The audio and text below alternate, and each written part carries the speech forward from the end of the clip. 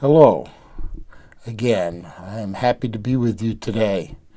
I would like to talk with you about one of my favorite topics that unifies Buddhism and psychotherapy. This has to do with the teaching called the Dart of Painful Feeling. We all experience strong feelings. For most people, unpleasant experiences particularly affect our feelings and thoughts and cause us distress. And the reason that we're going to look at this particular teaching in detail and investigate how we can observe and accept and let go of experiences, whether they're pleasant or unpleasant, this is a very important thing to understand, particularly when it comes to decreasing our suffering. Feeling is a very important topic in Buddhism. First, feeling is about the body, although feeling links to emotions and to mental reactions. Emotions are considered a step above the chain of events that affect us. Second, feeling is found at the center of a multitude of teachings. Feeling is the second of the 5 aggregates, the 7th of the 12 links of dependent origination. Feeling is one of the omnipresent mental factors. Feeling is discussed as a second of the 4 foundations of mindfulness, as well as the second of the 4 tetrads of the mindfulness of the breath. Third, feeling is considered as having 3 types: pleasant, unpleasant, and neither unpleasant nor pleasant. There are several additional pairs of components to feeling, including wholesome, unwholesome feelings, internal, external feeling, and attached or not attached feeling. So I'd like to read to you the entire sutta, it's not terribly long, about the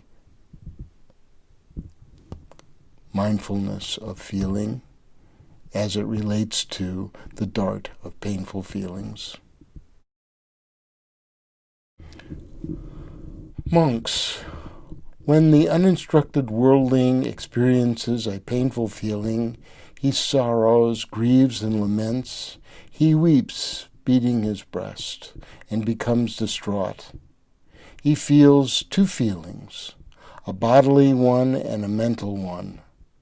Suppose they were to strike a man with a dart and then strike him immediately afterward with a second dart, so that the man would feel a feeling caused by 2 darts. So too, when the uninstructed worldling experiences a painful feeling, he feels 2 feelings, a bodily one and a mental one. When the experiencing that same painful feeling, he harbors aversion toward it. When he harbors aversion toward a painful feeling, the underlying tendency to aversion toward a painful feeling lies behind this. While experiencing a painful feeling, he seeks delight in sensual pleasure. For what reason? Because the uninstructed worldling does not know of any escape from a painful feeling other than sensual pleasure. When he seeks delight in sensual pleasure, the underlying tendency to lust for pleasant feelings lies behind this. He does not understand it as it really is, the origin, the passing away, the gratification, the danger, and the escape in the case of these feelings. When he does not understand these things, the underlying tendency to ignorance in regard to neither pleasant nor painful feelings lies behind this. If he feels a pleasant feeling, he feels it attached. If he feels a painful feeling, he feels it attached. If he feels neither a painful nor pleasant feeling, he feels it attached. This, monks, is called the uninstructed worldling, who is attached to birth, aging, and death, who is attached to sorrow, lamentation, pain, dejection, and despair, who is attached to suffering, I say. Now the second part. Monks, when the instructed noble disciple experiences a painful feeling, he does not sorrow, grieve, or lament. He does not weep, beating his breast, and become distraught. He feels one feeling, a bodily one, not a mental one. Suppose they were to strike a man with a dart, but they would not strike him immediately afterwards with a second dart, so that the man would feel a feeling caused by one dart only. So too, when the instructed noble disciple experiences a painful feeling, he feels one feeling, a bodily one, and not a mental one. While experiencing that same painful feeling, he harbors no aversion toward it. Since he harbors no aversion toward a painful feeling, the underlying tendency to aversion toward a painful feeling does not lie behind this. While experiencing a painful feeling, he does not seek delight in sensual pleasure. For what reason? Because the instructed noble disciple knows of an escape from a painful feeling other than sensual pleasure. Since he does not seek delight in sensual pleasure, the underlying tendency to lust for a pleasant feeling does not lie behind this. He understands it as it really is. The origin and the passing away, the gratification, the danger and the escape in the case of these feelings. Since he understands these things, the underlying tendency to ignorance in regard to neither painful nor pleasant feeling does not lie behind this. If he feels a pleasant feeling, he feels it not attached. If he feels a painful feeling, he feels it not attached. If he feels neither a painful nor a pleasant feeling, he feels it not attached. This, monks, is called the noble disciple who is not attached to birth, aging, and death, who is not attached to sorrow, lamentation, and pain, despair, and is not attached to suffering, I say. This, monks, is the distinction, the disparity and the difference between the instructed noble disciple and the uninstructed worldling. When we investigate or analyze this discourse, we can divide it into two parts. One part is the exposition, which is divided into three sections. The first one, the uninstructed worldling and bodily and mental feeling. The second section is about sensual pleasure-seeking, gratification, danger, and escape. And the third section has to do with attachment. Part 2 is contrasting like a mirror image. The first section has to do with the noble disciple, the bodily but no mental feeling. The second section has to do with no sensual pleasure-seeking and the gratification, danger, and the real escape. And then the third section has to do with non-attachment. Let's look in more detail into these teachings so that we understand them a little bit more clearly. So sutta begins using this translation by Bhikkhu Bodhi. Monks, when the uninstructed worldling experiences a painful feeling, he sorrows, grieves, and laments. He weeps, beating his breast, and becomes distraught. Again, monks, when the uninstructed worldling experiences a painful feeling, he sorrows, grieves, and laments. He weeps, beating his breast, and becomes distraught. The first term to discuss is the meaning of the uninstructed worldling. The word in Pali is PUTHUJANO. from a root word that means an ordinary common person, someone who has not been taught about how to escape suffering. In Chinese, the character chosen is Yisheng, a person differing from the noble sage. The etymology of this term is made up of words that first mean a strange, monstrous, anthropomorphic creature. This character, Sheng, means being born or arising. So together it's like an unenlightened person who is running around trying to satisfy greed, lust, and anger with much foolishness and confusion. Maybe to an enlightened person this looks like a strange creature. There are 4 classes of ordinary, uninstructed worldlings. In modern terms, they would be first an angry being, a person who is consumed with or by anger, hatred, and aversion, whose default mode is to become angry when in discomfort or when things don't go their way. They live in their own private hell. Then there are craving beings, those who are consumed with or by cravings, clinging, and are in the sense-based pleasure-seeking. Those whose default mode is to seek sensual pleasure when in discomfort or when things don't go their way.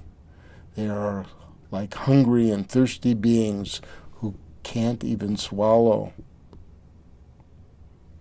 The third type we might call leisure beings, those who are consumed with or by keeping themselves or having a good time, keeping to themselves or having a good time without challenges or obstacles.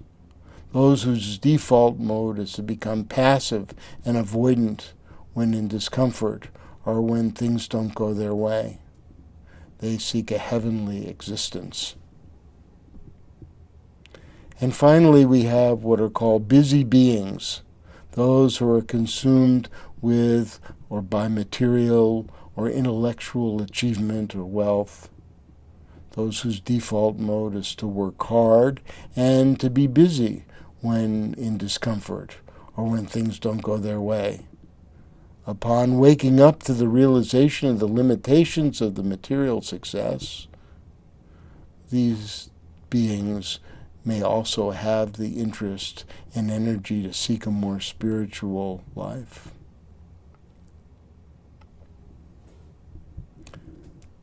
Section 1 continues with the presentation of the 2 darts. He feels 2 feelings, a bodily one and a mental one. Suppose they were to strike a man with a dart and then strike him immediately afterwards with a second dart, so that a man would feel a feeling caused by 2 darts. So too, when the uninstructed worldling experiences a painful feeling, he feels 2 feelings, a bodily one and a mental one. Some translations for arrow, for salata, this is the Salata Sutta, the dart, which is somewhat correct. They call it an arrow.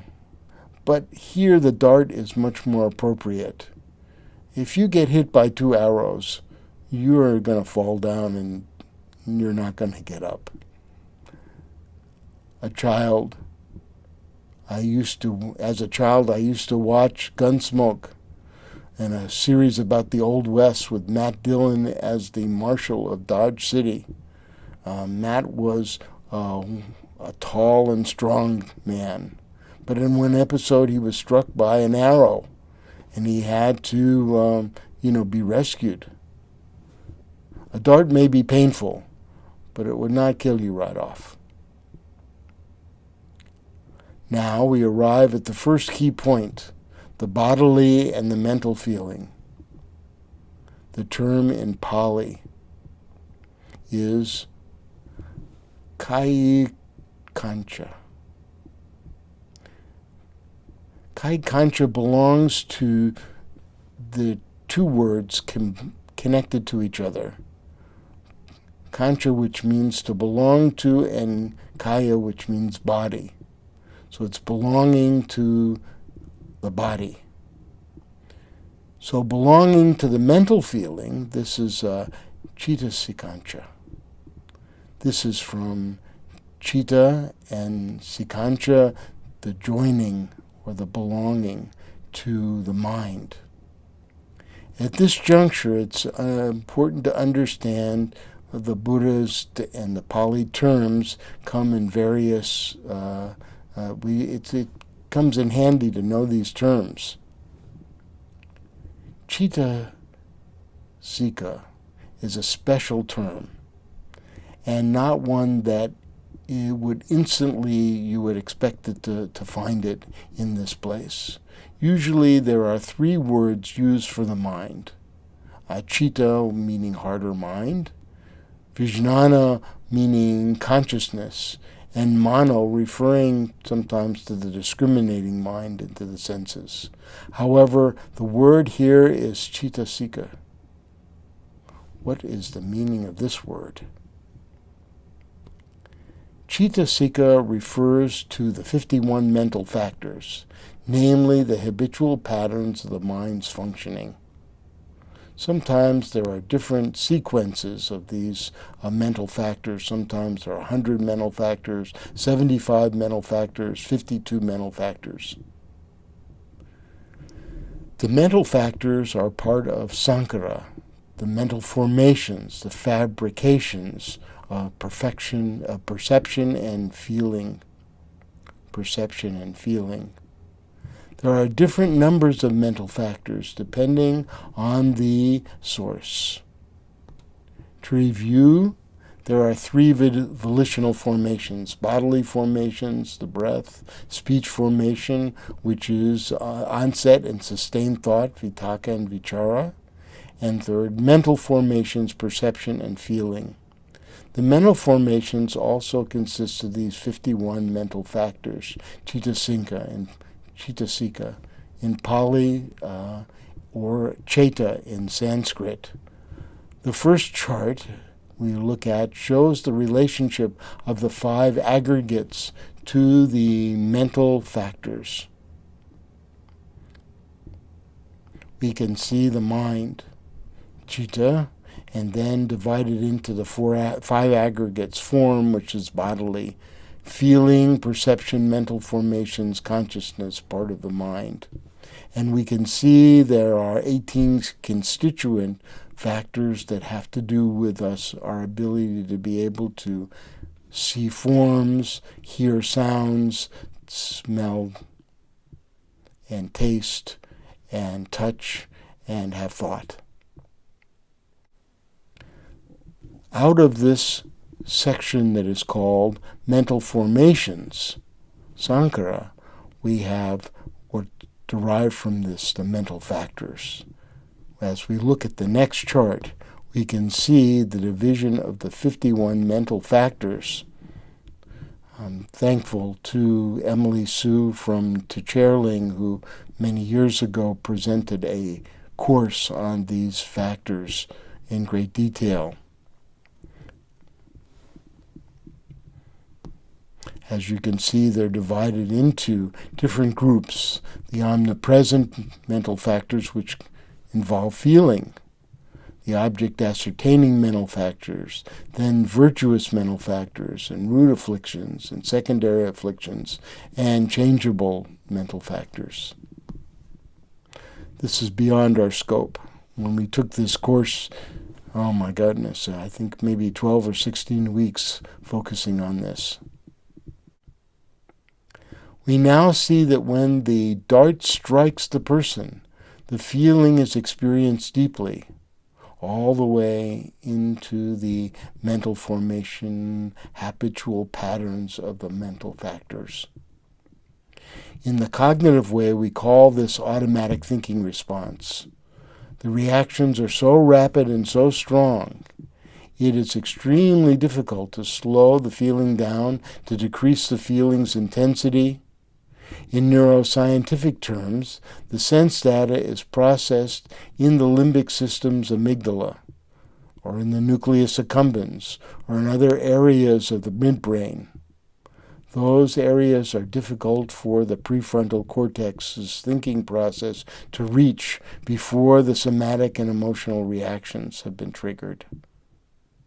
Both the structure of the brain and the cognitive processes in the mind have been conditioned over many millennia to respond in a habitual pattern of attachment. Now let's look at section 2, the sensual pleasure seeking.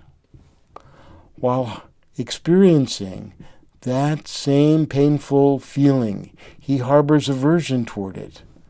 When he harbors aversion toward a painful feeling, the underlying tendency to aversion toward the painful feeling lies behind this. While experiencing the painful feeling, he seeks delight in sensual pleasure. For what reason? Because the uninstructed worldling does not know of any escape from the painful feeling other than sensual pleasure. When he seeks delight in sensual pleasure, the underlying tendency to lust for pleasant feeling lies behind this. Now, what is meant by sensual pleasure?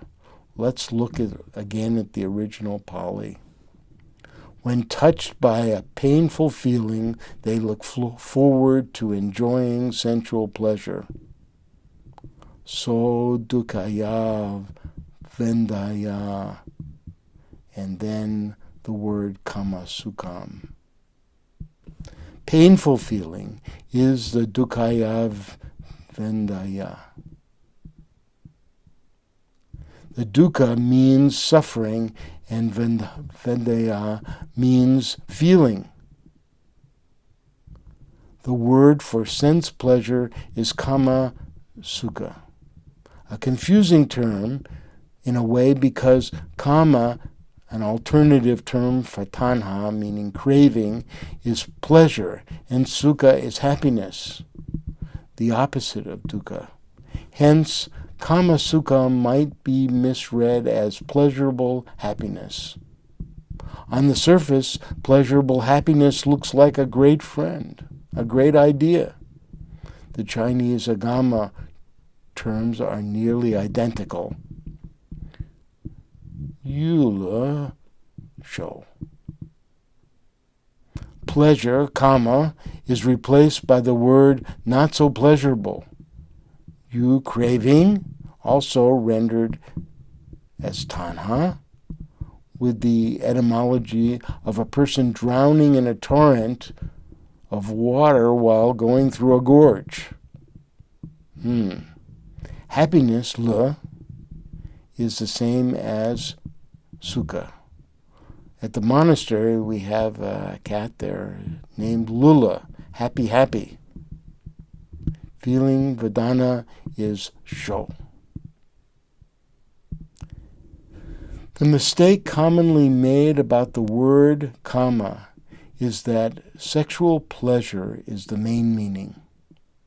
This may be because of the famous Indian text, the Kama Sutra, which is about sexual eroticism. But that's a confusion, because the word kama doesn't just mean sexual, it means pertaining to all the senses. And then there is the confusion with the Pali word kama and its Sanskrit equivalent karma, meaning cause and effect. These are very different. If kama isn't all about sexual pleasure, what is it about? It refers to the six senses, basis of seeing, hearing, smelling, touching, tasting, and thinking. We seek pleasure in all of our senses. We enjoy beauty, hearing melodies. We enjoy smelling and tasting good food and thinking about our lives. These sense pleasures are gratifying, a point acknowledged by the Buddha. He does not understand, as it really is, the origin and the passing away, the gratification, the danger, and the escape in the case of these feelings. When he does not understand these things, the underlying tendency to ignorance in regard to pleasant, painful, and neither pleasant nor painful feelings lies behind this. Here is another key point. The gratification, danger, and escape formula, which shows up in actually over 30 of the discourses. The Buddha's disciples were well versed in the meaning of this phrase, as it is defined in the Asada Sutta, 3 suttas grouped together. The discourses show how gratification affects the 5 aggregates of form, feeling, perception, mental formation, and consciousness. The common person, ready for the explanation, should receive its true meaning. First, the origin and passing away refer to the process of rising and ceasing, the impermanence of all conditioned experience and phenomenon. We experience this rising and ceasing every moment, in every breath, in every feeling, and in every thought. To understand the escape formula, we need to look into the Pali again for these 3 terms. Gratification, asada, meaning taste, sweetness, enjoyment, and satisfaction. The Chinese equivalent in the Agama is lu wei, gratification, literally happiness taste. Danger is adinava,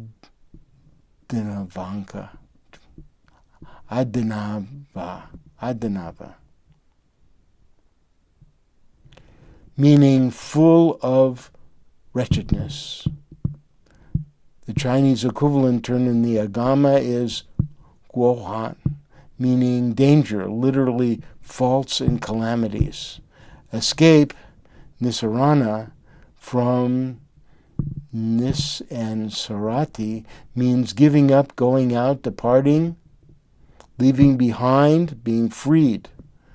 Nis has the Sanskrit root nish, meaning to lose oneself in, to be fully involved in something. Sarati has 3 different meanings, but here the context is about moving on, going, and flowing.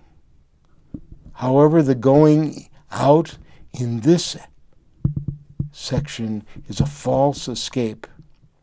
The Chinese equivalent in the Agama, chu li, meaning escape, renunciation, and separation. To remind us, truly is a mistaken escape. The 3rd section is about attachment. To understand what is meant by attachment, we have to return again to the Pali. But first, the section. If he feels a pleasant feeling, he feels it attached. If he feels a painful feeling, he feels it attached. If he feels neither a painful nor pleasant feeling, he feels it attached. This, monks, is called the uninstructed worldling who is attached to birth, aging, and death, who is attached to sorrow, lamentation, pain, dejection, and despair, who is attached to suffering, I say.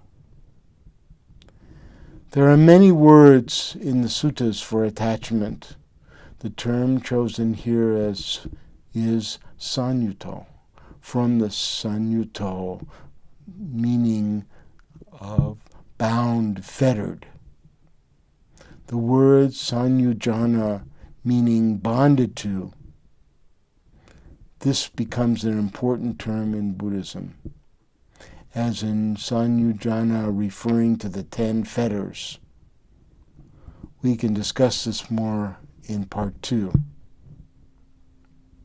Another related word is samyutta, Samyutta Nikaya, referring to the collection of linked discourses. The basic meaning here is that the mental factors, the chitta sikas, become bonded to feeling, whether it is pleasant, painful, or neither pleasant nor painful. The bond is what creates this link between craving, tanha, and clinging, upadana. Another in sutta, there are 4 types of clinging that are described. Thanissaro Bhikkhu provides an excellent summary. Clinging through sensuality, a fascination with thoughts about how to gain and enjoy sensual pleasure. This definition focuses on the fact that we tend to cling more to our fantasies about sensual pleasure than we do to the actual pleasures themselves. Second, clinging through habits and practices, an insistence that things have to be done a certain way, regardless of whether this way is really effective. The extreme form of this clinging is a fixation on ritual behavior. That is, everything depends on doing a certain ritual correctly.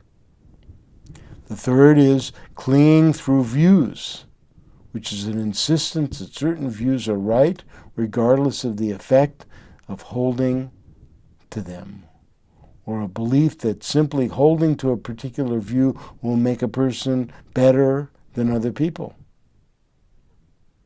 Clinging through doctrines of the self. This is more advanced understanding about the beliefs of who we are, whether we're innately good or bad, and what we will be after death. This can be extended to beliefs about whether or not we have a true self, and if so, what this self actually is. Thank you to Thanissaro Bhikkhu for that excellent summary. This bond appears so intrinsic that to split this bond is like splitting the atom.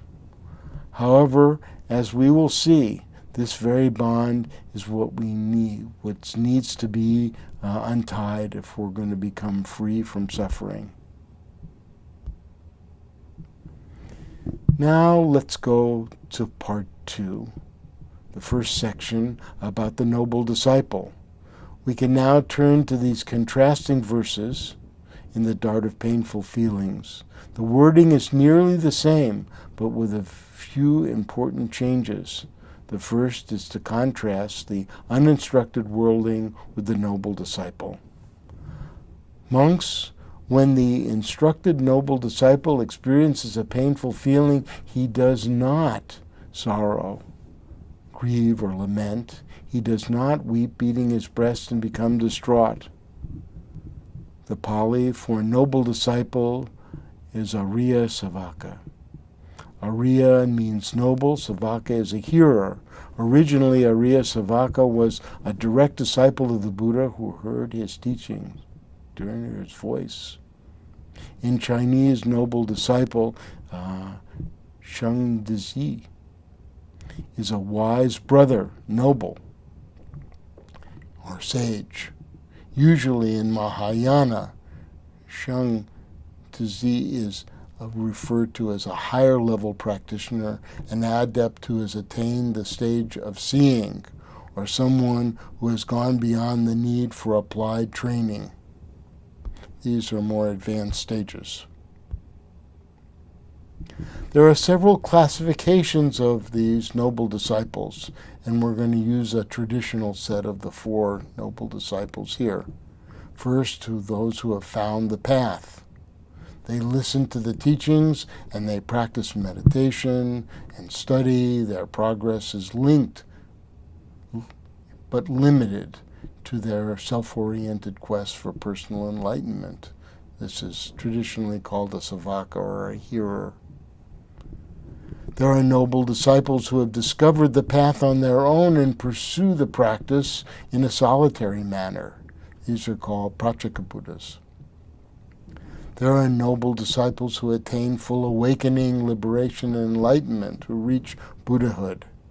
And then there are noble disciples who renounce full Buddhahood out of the great compassion in order to be of benefit to all others, helping all beings to realize their Buddha nature and attain enlightenment first.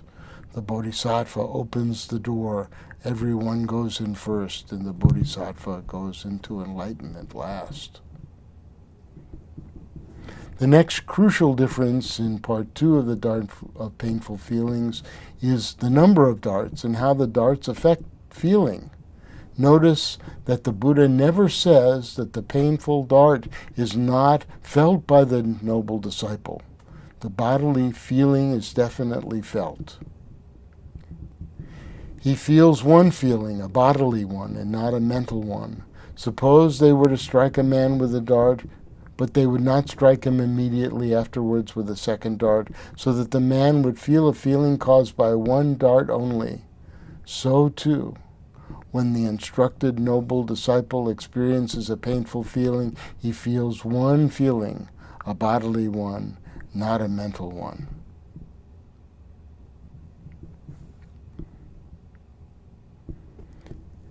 In the next section, there's no escape from sense-based pleasure-seeking.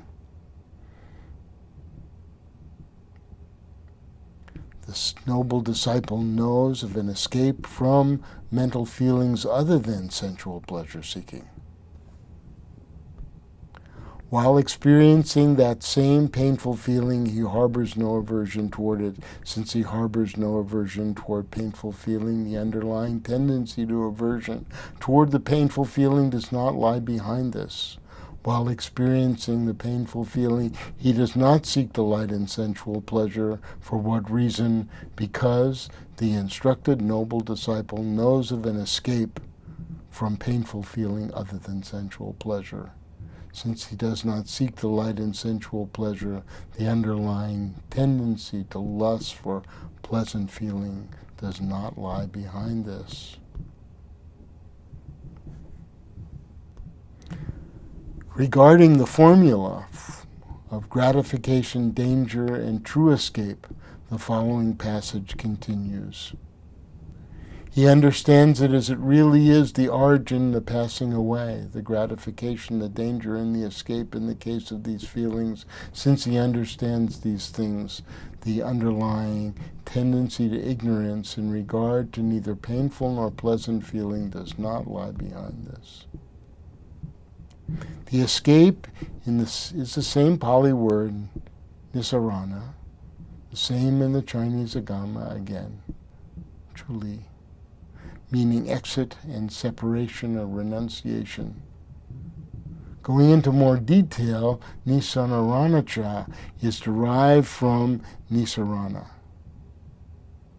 this going behind, leaving behind, being freed, escaping from samsara, the cycle of birth and death.